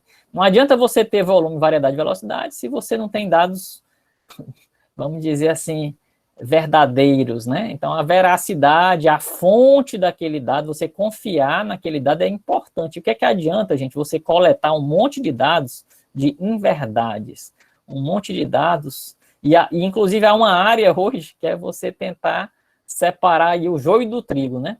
Separar o que é dado realmente válido, vamos dizer assim, verdadeiro, daquele dado que é lixo, né? Que, na verdade, ali você não vai poder aproveitar aquilo. Então, hoje a gente tem, às vezes, muito volume, mas muito dado que não serve para nada, tá?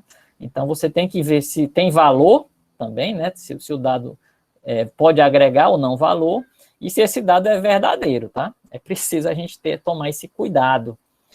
Porque o que é que aconteceu, né? O pessoal começou a brincar só com os 3 vezinhos lá, só que começou assim, a ter muitos problemas, né, com relação a esses outros 2, e aí acrescentaram, né? Quando a gente fala em Big Data, a gente tem que tomar também cuidado com a veracidade e com o valor. Então, os dados têm que fazer sentido, têm que ser autênticos, têm que ter consistência, e a gente vai buscar agregar valor, vai gerar um retorno a partir disso, tá? E aí você vai ver esse nome em muitos locais, né, esse nome Big Data. Ele demanda conhecimento em novas tecnologias, principalmente mudanças no mindset da empresa. Então, a gente tem que abrir a nossa mente, porque o dado está em todo canto, né? Está nas redes sociais, ele está em muitos locais. Os chatbots estão cada vez mais poderosos, mais eficientes. Você já consegue fazer muitas operações a partir dos chatbots. Inclusive, nos projetos mesmo que a gente está atuando, né, com o governo do estado, estamos trabalhando, né, uma das frentes é essa, né, da gente desenvolver chatbots que possam ser úteis nos serviços aí do estado. Os benefícios, não basta ter os dados, né, mas os benefícios podem ser muitos, precisamos saber como transformar, né, em lucro, transformar em valor, e isso é um grande desafio que a gente tem. Há uma expectativa muito grande, né, quem pensa em usar Big Data, uma das coisas que eles querem é diminuição dos custos, né, aqui, economia, né, de custos, cost savings, vantagem competitiva, melhoria do lucro. As aplicações são muitas, nas mais diversas áreas, assim como o Machine Learning. E agora, para finalizar, né, eu vou falar um pouquinho da bibliografia. Assim, alguns livros que eu considero assim, bem legais, para quem está iniciando, ou quem está na dúvida, por onde é que eu começo. Esse livro Python for Data Analysis é muito bom, porque ele vai mostrar como você lidar com os dados, né? Aqui ele fala, aqui é fuçar mesmo, né? Data wrangling é fuçar os dados usando pandas. O pandas é uma biblioteca, né? Para você manipular os dados. Você carrega os dados, manipula, faz várias operações a partir do pandas, filtra, junta, tira, faz assim, o que você quer, né, com os dados. O NumPy, que é uma biblioteca poderosíssima, o Pandas usa o NumPy, biblioteca para trabalhar com matrizes e fazer operações muito rápidas com essas matrizes.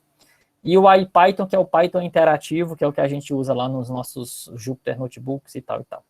Então, esse livro trata muito bem disso, com muitos exemplos, com muitas assim, dicas bem legais para quem está iniciando nesta área. Eu gosto bastante do livro. Esse outro livro já mais técnico, no sentido, técnico não, ele é bem prático, na verdade, hands-on, né? Mão na massa. Tem a primeira edição dele em português, né? Também da Altabook, só falei da Altabook. Se você for comprar, gente, esse livro aqui é bem caro em inglês, mas em português ele é bem mais barato. e tem esse hands-on. Em português é legal. O em inglês, se você quiser aprofundar em Deep Learning, né, ele tem tanto aprendizado de máquina, na parte 1, quanto ele aprofunda aqui em Deep Learning, né, redes neurais e Deep Learning na parte 2 do livro. Eu não vou aqui entrar em muitos detalhes, mas é um livro fantástico, tá? Ele consegue abordar bastante, desde os conceitos mais básicos, de forma bem prática, como a gente falou, até assuntos mais complexos, né, como é o caso aqui de Deep Learning, inclusive aqui o Reinforcement Learning, né, o aprendizado por reforço, que muitas vezes esses livros não traziam, mas que agora todos eles falam de aprendizado por reforço, que é que ele coloca aqui no capítulo 18, né, e ele faz isso usando o TensorFlow, que é uma ferramenta do Google, TensorFlow e Keras, uma ferramenta do Google para lidar com essas redes neurais profundas. Existem outras ferramentas, mas essa stack aí do Google é bastante utilizada, tá? Do Aurélien Geron. Temos outro livro que eu acho fantástico, o Python Machine Learning, do Sebastian Hasch, que ele é um professor da Universidade Americana, e já está também na 3ª edição, então este aqui, Hands-on, na 2ª edição, Python Machine Learning na 3ª edição. Ele também, no capítulo 18, o mesmo capítulo do outro, fala também de aprendizado por reforço, certo? E outros assuntos extremamente importantes aqui sobre ciência de dados e aprendizado de máquina e Deep Learning, tá? Este aqui, do François Chollet, que é o cara que criou o Keras, biblioteca do Google, não era do Google, mas o Google encampou. Aqui está na 2ª edição, essa 2ª edição já é desse ano, 2021, eu estou doido para ver essa 2ª edição, eu só vi a primeira, mas é um livro fantástico, a didática dele é muito boa, e todos esses livros, gente, são em Python, né, e eles têm, assim, falam de teoria, né, esse aqui mostra artigos científicos, né, e como ele é professor universitário, o Sebastian Hasch, ele faz um bom contraponto, né, um bom balanceamento, na verdade, entre teoria e prática, tá? Então, em termos de teoria, esse Python Machine Learning consegue balancear bem e trata da teoria bem direitinho, né? Explicação dos algoritmos, explicação da base científica para cada coisa. Esses outros são mais práticos, menos matemática, mais mão na massa, né? O Deep Learning with Python. Esse aqui é um livro bem resumido, mas é teórico, né? Que é 100 páginas, né? O livro de Machine Learning é 100 páginas. Pronto, vocês estavam perguntando, né? Acho que o Leão se perguntou. Material gratuito, né? Esse aqui é gratuito. Você baixa na internet, todos os capítulos aqui em PDF, totalmente gratuito, tá? Então, eu vou mostrar agora os gratuitos e bons, né? Esse aqui é bem legal, porque ele é bem resumido, fala do principal ali, direto ao ponto, só que sem Python, sem nada, né? É mais a teoria. E esses aqui, gente, do pessoal lá da Universidade de Stanford, tá? Da Universidade de Stanford. Esses caras aqui são caras que criaram vários dos algoritmos de Machine Learning. É uma introdução estatística a Machine Learning, só que ele utiliza aqui a linguagem R. Ele não usa Python, usa R. Só que aqui esse livro, assim, tem bastante teoria. É totalmente gratuito também, você baixa o PDF e os caras lançaram o curso todo em vídeo, os próprios autores, olha, os professores de Stanford aqui, 15 horas, né, falando sobre o conteúdo do livro, né? Então, tem vídeo e tem o livro. E aqui esse outro é o mesmo livro, né, que o conteúdo dele. E aqui um livro mais aprofundado, Elementos de estatística, de aprendizado estatístico, com basicamente os mesmos autores de Stanford. Esse livro também está todo gratuito, você consegue baixar o PDF gratuitamente. É um livro bem consistente, né, conceitualmente muito, muito bom, mas também tem bastante estatística e matemática aí por trás dele, tá? Então, são os materiais que a gente queria mostrar, agradeço e fico disponível aí para, se tiver tempo, vocês perguntarem. Obrigada, Regis. Pessoal, perguntas? Por mim não, professor. Não? O pessoal tá... Eu tenho uma dúvida. Eu queria saber mais ou menos assim, como que a pessoa que não tem nenhuma base de ciência de dados pode começar? Tipo, eu começo com Python, ou Uhum. como seria? Ótima pergunta. Pergunta que às vezes é difícil da gente responder, porque realmente são muitos caminhos possíveis, né? Eu mostrei aqui alguns, gente.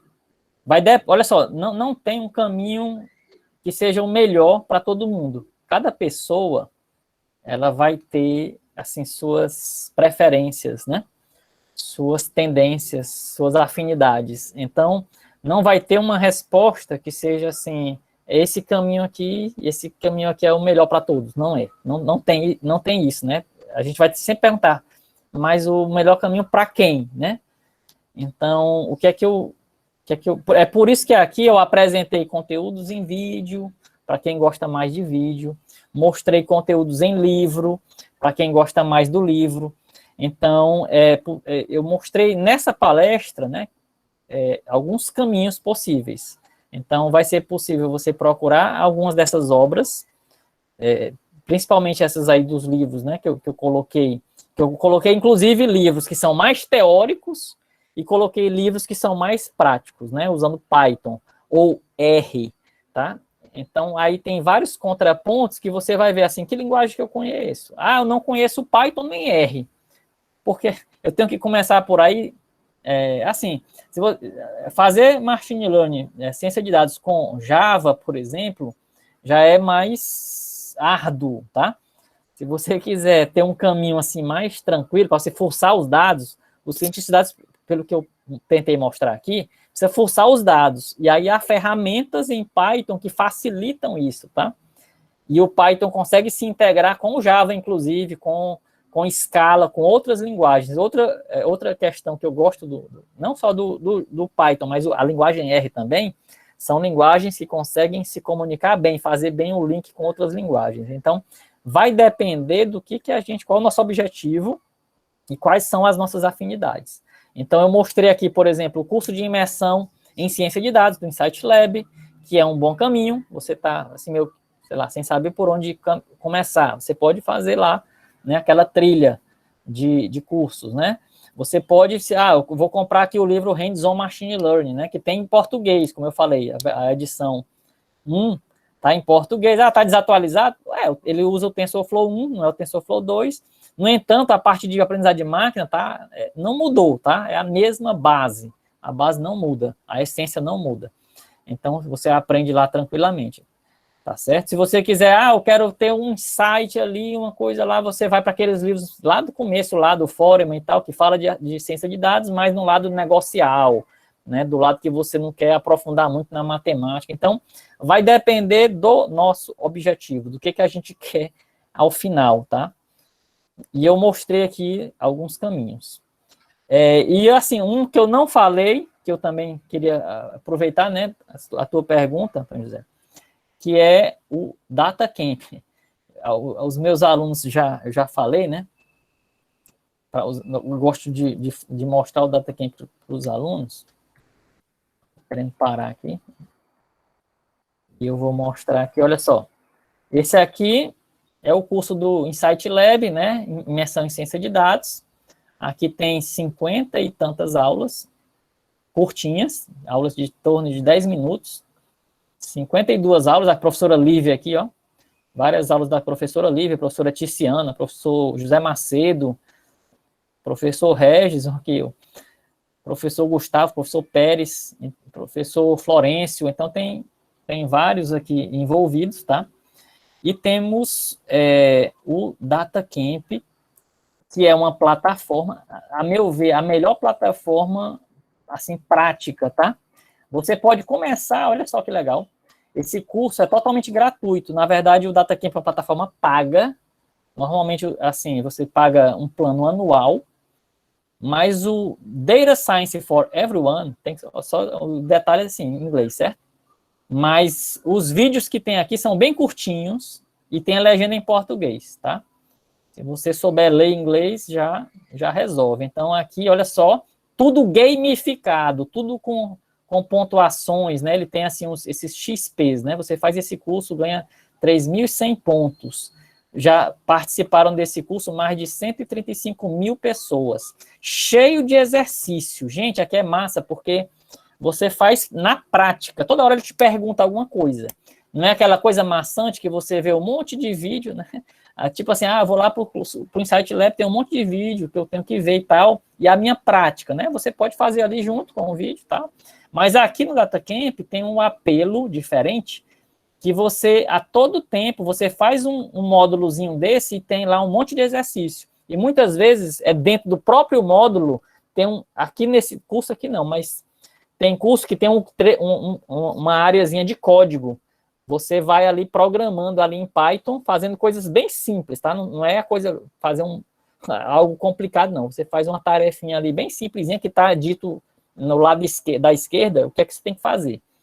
Mas é bem prática a plataforma, com vários cursos, e tem 2 cursos que eu recomendo para você começar, que é totalmente gratuito, que é o Data Science for Everyone, e tem o outro curso que é Machine Learning for Everyone.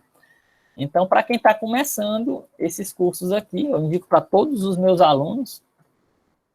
E assim, tem um detalhe bem legal do DataCamp também, que eu acho, tá aqui, Machine Learning for Everyone. Esses aqui não precisa programar nada, tá? Esses 2 cursos é mais, assim, você tem uma base, você entender um pouco dessas coisas, para quem está realmente iniciando. Aqui tem alguns alunos que fizeram, tá? Aqui nessa palestra tem alguns que eu já vi que fizeram esses cursos, porque normalmente eu peço nas minhas disciplinas que os alunos façam. E tem, assim, outra coisa que você pode ter acesso a, assim, primeiramente, todos os cursos do DataCamp, e aqui tem mais de 300 cursos, os cursos são muito bem elaborados, assim, a equipe deles é fantástica, tá? O que é que acontece? Todos os primeiros módulos de todos os cursos são gratuitos. E os outros módulos podem ser gratuitos por 3 meses para todo mundo que tem conta institucional da UFC ou de qualquer instituição de ensino. Então, se você quer, você se cadastra no GitHub Pro e, de forma como aluno, e aí você vai ter acesso a 3 meses gratuitos, tá? Para toda a plataforma. Você consegue fazer qualquer curso completo fazendo esse GitHub Pro. Você cria uma contazinha aqui como estudante, ó. E aqui você ganha, o pack, ó. GitHub Pro Student Pack. Você ganha um monte de coisas. Inclusive, os benefícios, um dos benefícios é 3 meses totalmente gratuitos no DataCamp. Isso aqui, gente, o GitHub é da Microsoft, né? Então, é uma iniciativa educacional da Microsoft. Você consegue aqui créditos, né, na Microsoft Azure, StreamYard, JetBrains e o DataCamp, ó, tá aqui. Benefício 3 meses totalmente gratuitos para os estudantes que estão aqui cadastrados no GitHub Student Developer Pack. Então, são alguns caminhos aí para quem quer. São muitos caminhos, gente, mas cada um vai escolher aquele que tem mais afinidade, tá? Ou faz uma mescla aí, faz um híbrido. Eu mostrei alguns aí. Muito bom, Regis. Tinha uma pessoa que queria perguntar, só que ela acabou caindo, eu acho. Uhum. Licença. Regis, muito obrigado. Parabéns. Excelente mesmo palestra. Obrigado, a introdução, se eu me resolver um problema, que essa questão aí do DataCamp, com relação ao GitHub Pro, eu não sabia, que eu estava tentando justamente acessar os cursos, e só estava conseguindo fazer o primeiro módulo, mesmo assim, como dá pra gente ver toda a ementa, eu estava estudando meio solto, eu vi os tópicos, estava só me guiando, estava vindo para fora, eu não estava estudando na plataforma em si, estava vendo os tópicos, estava pesquisando, agora resolvi um problemão, viu? Que massa, que bom. Isso aqui foi assim, uma termina ajudando o outro, né? Eu falei do DataCamp, olha só, numa disciplina, aí chegou na aula seguinte, o aluno disse, olha, professor, tem esse...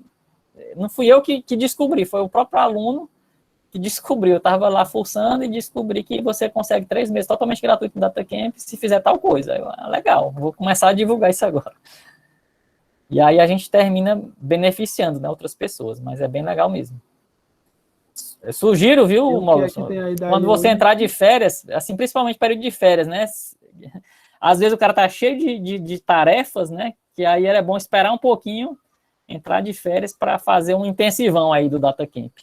Tem muita coisa boa.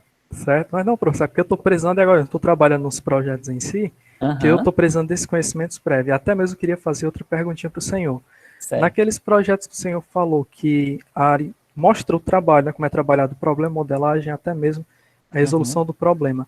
Tem algo envolvendo redes de computadores? Porque eu sou de redes de computador e meu foco mesmo de estudo com ciência de dados é em redes de computadores. Tem algum problema nesse escopo lá presente? Porque são vários, né? São. Você fala com relação aos projetos que a gente está atuando atualmente? É Não, isso? no caso, que o senhor falou que em si, no conjunto de conteúdos que estavam organizados, o senhor apresentou vários, no GitHub e tal. Existe algum problema que foi abordado envolvendo redes de computadores, que tem lá todo o passo a passo de modelagem?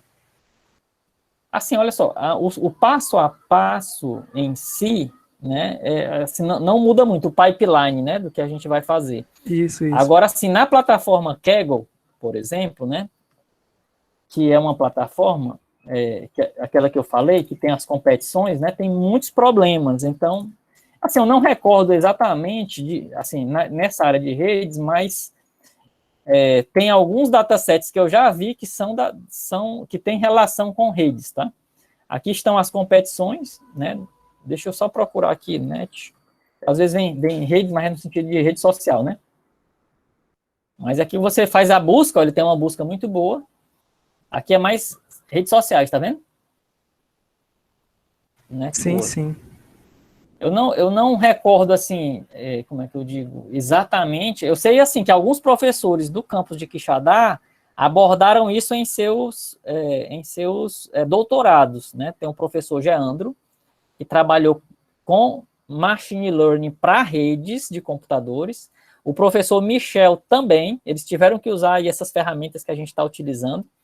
Eu, inclusive, teve alguns momentos em que o professor Geandro me pediu ajuda lá para um problema lá específico. O que eu quero dizer é o seguinte, tem professores do campo de Quixadá que utilizaram efetivamente lá machine learning dentro dos seus problemas de pesquisa, certo? Nos seus doutorados. Michel é um deles, Geandro é outro. Você pode, inclusive, tentar entrar em contato com eles, né, para saber exatamente o que é que eles fizeram. Tudo bem. Certo? Muito Mas obrigado, é um caminho. professor. Por Esclareceu nada. muita coisa. Obrigado, moço. Eu acabei utilizando também, mas junto com o Publio, né? E recentemente, mas aí o conhecimento maior era do Publio, que ele já tinha feito, né? Toda a disciplina, né? Os cursos. E aí ele conseguiu aplicar um problema que a gente tinha de engenharia de software, né? Aí eu queria só dar o gancho, né? Que na próxima semana a gente vai ter a palestra do professor Maurício Anitti, né, que é um brasileiro que está ensinando na Holanda já faz algum tempo, aí tem se destacado também na comunidade GS internacional, e ele vai fazer esse link dos problemas de GS com a parte de machine learning na palestra. Né?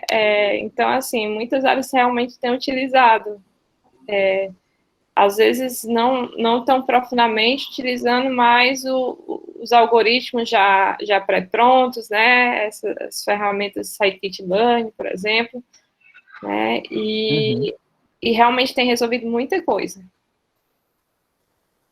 Verdade. E é um universo aqui dentro, né? Olha só, Computer Network Traffic. Aqui eu acho que é um dataset, esse aqui é dataset. Aqui tem os dados e tem umas discussões sobre os dados, né?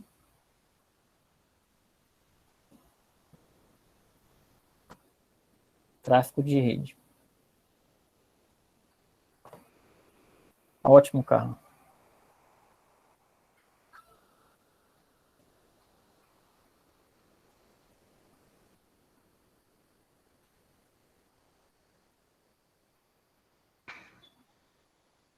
Mais alguma pergunta, pessoal?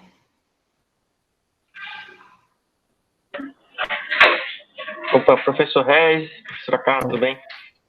Eu queria saber do professor, assim, se tem alguma ferramenta de limpeza de dados que ele utiliza mais hoje, ou recomenda, nos projetos lá do Insight e tudo mais. A gente usa, André, bastante o Pandas e uma outra ferramenta, né, que às vezes o Pandas, ele tem algumas limitações de memória e tal, mas usamos bastante o Pandas e usamos bastante, assim, também vamos dizer assim, uma versão mais robusta lá, né, para isso, que tem recursos parecidos, que é o Desk, né, que seria meio que o Pandas para Big Data, né. Se você abrir aqui, ó, o Desk, essa ferramenta aqui para analytics escaláveis, né. Eu vou mostrar 3, tá? Tem o Desk, que é para escalonar melhor para Big Data, né? Basicamente, ele usa o Pandas por baixo, ó. Então, a gente não deixa de usar o Pandas, nem deixa de usar o NumPy, e continua utilizando lá o nosso amigo Scikit-Learn, né? Que é a biblioteca que tem um monte de algoritmos já implementados. E o Desk consegue, aqui, basicamente, a limpeza de dados, né? Acontece utilizando normalmente ou Pandas ou Desk. A gente consegue fazer essas operações, forçar realmente nos dados. E aquele livro lá de ciência de dados, né, com Python, ele explica bem essas coisas, principalmente Pandas, né, o Desk não. E outra ferramenta que a gente usa, né, é o Scala, né, o Scala não, o Spark, né. Existe o Spark, que é realmente uma ferramenta de Big Data. A gente já usou em vários projetos, é o Apache Spark. Ele permite processar grandes volumes de dados. E no caso do Python, existe o PySpark, né?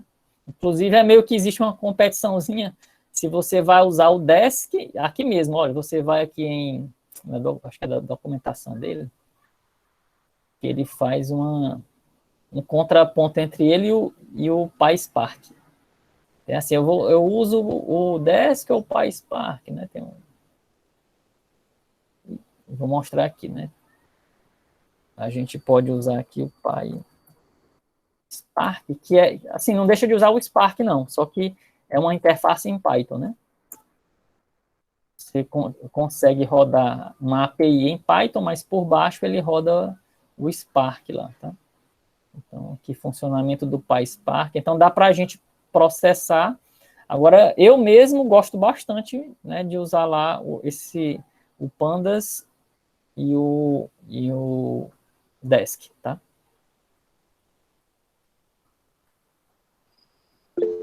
Beleza, professor. Obrigado. Por nada. Acho que o Pedro tem mais uma pergunta aí. Agora eu fiquei curioso. Professor, quando você faz uma limpeza de dados, certo? Você pega, sei lá, 50 mil, 60 mil registros e exclui alguns dados que não é necessário para o seu trabalho. Certo. Esses dados que foram excluídos, para onde é que eles vão e como não fazer com que eles façam parte do conjunto de pesquisa que o senhor acabou de limpar? Pronto. Vou dar um exemplo, Pedro, usando o Pandas, né? Na hora que eu removo linhas lá, pode ser drop, né? Ou linha ou coluna, o que for. O que é que acontece? O meu data frame já fica sem aquele dado. Eu já removi, é como se eu não usasse mais, né? Como se eu fosse no editor de textos e apagasse aquelas linhas ou aquelas colunas, ou numa planilha, né? Apagasse algumas, depois que eu apaguei, pensa assim, numa planilha, tá? Na hora que tu apaga aquelas linhas, pronto, apagou. Tu for fazer um gráfico, não vai mais aparecer nada relativo àquele dado que tu apagou. É parecido, né? Na hora que você remove, pensa assim, esses dados num data frame do Pandas, pensa como sendo dado uma planilha. Na planilha você pode apagar aquelas linhas que você vê, rapaz, vê uma linha maluca aqui na planilha, deixa eu tirar essa linha aqui, né, era para ser um campo numérico, veio um monte de texto aqui, ou seja, você já percebe que está alguma coisa errada ali, você vai e elimina. Então, eu acho que a gente pensar como uma planilha, eu acho que a gente consegue entender muita coisa de ciência de dados, né?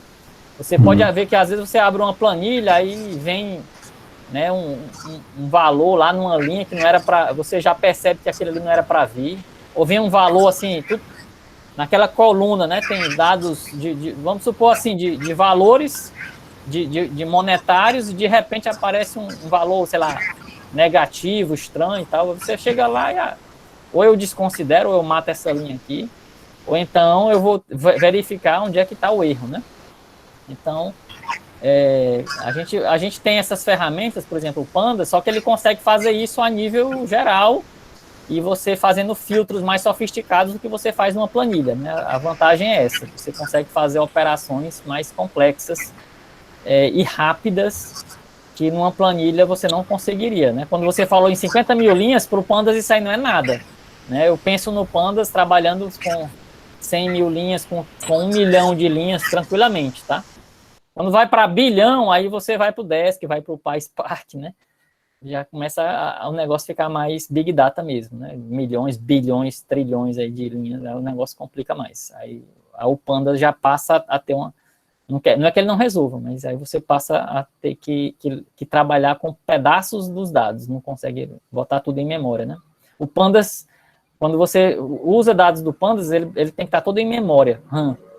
Então, é por isso que às vezes você vai para o Desk, porque ele consegue lidar com, não cabe tudo em memória, ele consegue deixar parte em memória, parte ainda em disco. Então, o Desk ele lida melhor com esse tipo de situação. É porque, na realidade, ele faz uma marcação lá, né? Ele não exclui fisicamente, né, o arquivo. Ele continua lá, essa linha de registro, só faz uma marcação dizendo que é para o programa não ler mais. É assim que funciona, né? Não necessariamente, né? Você está falando de que especificamente? De que ferramenta? Por exemplo, o exemplo da planilha. Você tem uma planilha, você exclui nas linhas, mas aquela linha excluída, ela não exclui no físico, realmente. Isso é feito a marcação dela para que o programa não leia mais aquela linha. Ele considera como... Depende. Você pode apagar da planilha para apagar mesmo, né? Você pode ocultar a coluna, pode ocultar a linha, ou pode matar mesmo, excluir a linha da planilha. Se você salvar, né, aquilo foi embora, não vai ter mais não.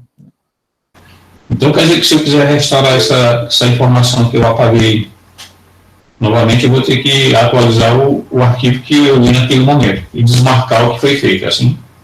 Olha só, não existe uma resposta que sirva para todas as implementações, né? Vai depender de como o cara implementou aquilo, né? Mas uma planilha em si, o que é? Um arquivo pode ser um XML, pode ser um binário, né? Vai depender da implementação. Mas o cara pode implementar lá que excluiu a linha, excluiu, não tem mais, assim, pode fazer o undo ali, o desfazer ali rapidamente, né? Ou ir para o histórico lá no Google Drive, mas de modo geral, se você apaga, você perde mesmo, né? Se você salvou e baixar, aquele dado não está lá, aquela linha não fica ali mais, né? Então, a mesma coisa do Panda, você dá um drop, o drop para apagar mesmo, né? Elimina. Inclusive, eu falo sempre essa história.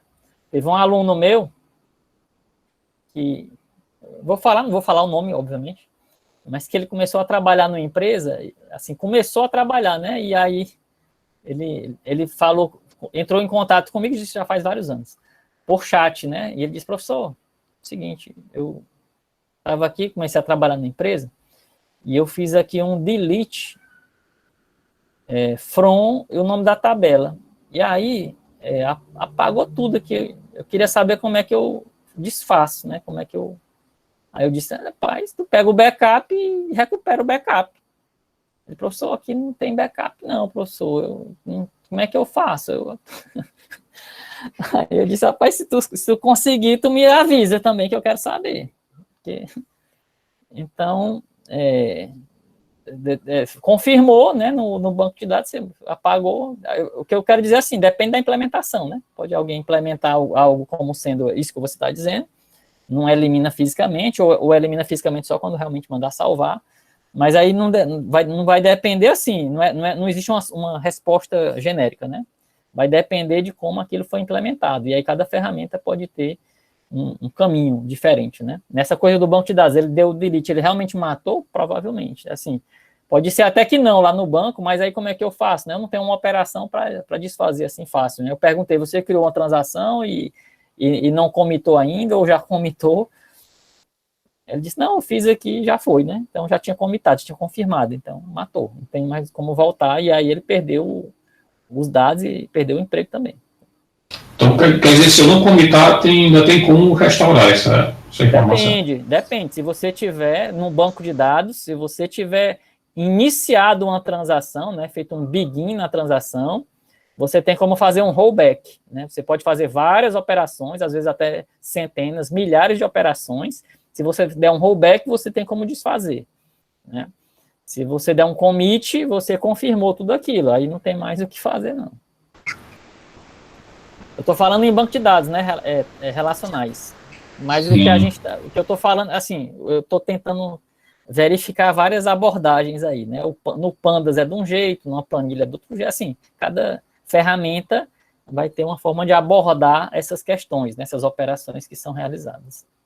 Não vai ter, assim, uma resposta definitiva para tudo, não, tá, Pedro? Pode ser que alguém implemente só essa marcação, e nos bancos de dados normalmente é marcado mesmo, só que o problema é como ele sabe como, lá internamente, teria como alguém muito especialista no banco ter como desfazer aquilo, né? Mas a gente, seres comuns, assim, que usamos os bancos de dados, muitas vezes a gente não tem o caminho para fazer isso, tá? Seria muito, muito baixo nível para a gente lidar com isso.